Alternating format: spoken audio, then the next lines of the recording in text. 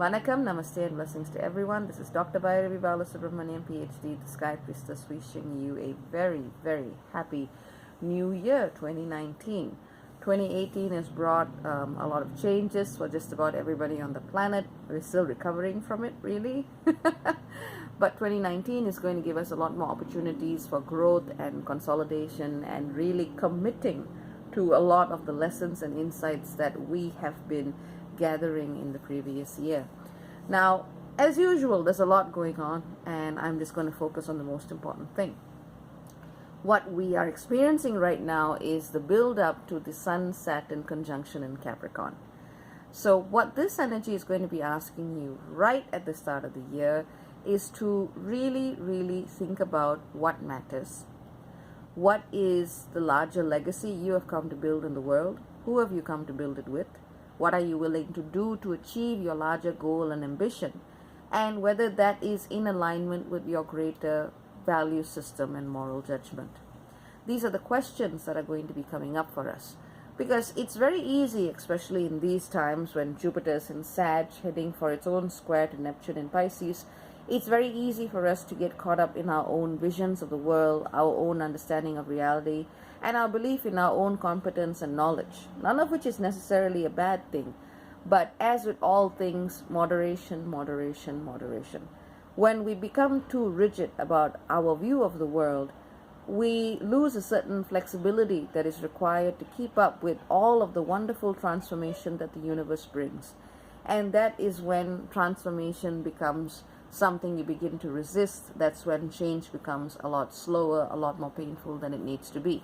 Hence the lessons of Saturn. So what I would say to you right now is this. Focus on what is real.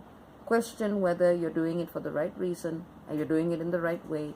There is no reason for you to build something on the back of another person, and no reason for you to be sacrificed for someone else's larger vision. These are some of the key questions and key lessons that are coming up. What I also would ask all of us to bear in mind is the fact that we have an extremely powerful solar eclipse in Capricorn coming up real soon. It'll be January 5th for those of you in the US, January 6th for those of you in Asia and Australia.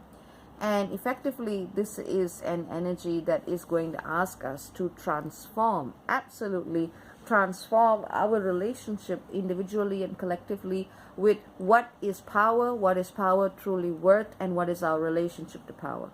Pay attention in this next few days to your relationship with authority figures, elders, seniors, people who have real power over you or imagined power over you.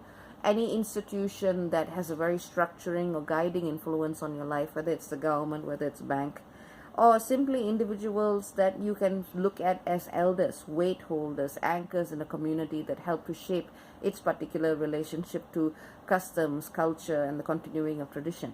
These are people that you need to watch right now to see what they are doing and whether or not what they are doing is in alignment with what you are doing. And if you are one of those people, look inside, look inside, look inside, and see if your moral compass is still pointing true north. So those would be, I would say, the key lessons that this energy in the skies right now is asking us to take cognizance of. There are many, many reasons why discernment is very important right now, especially this year, Jupiter-Neptune square being one of them. A lot of possibility to get ourselves muddled or mixed into thinking that, you know, our perception of reality is the only one that's valid. And there's also a lot of other stuff out there that is kind of designed to make us stray from our paths. That's as much as I'll say about it here. But essentially, it's not just about us, it's not just about our human egos, but rather a universe that is challenging us in very creative ways to find a deeper sense of alignment within. So the way to look at this is, rather than seeing Saturn as a teacher who punishes, see Saturn as a teacher who tests your mettle and allows you to build a structure for yourself that you will then benefit from, as will those who come after you.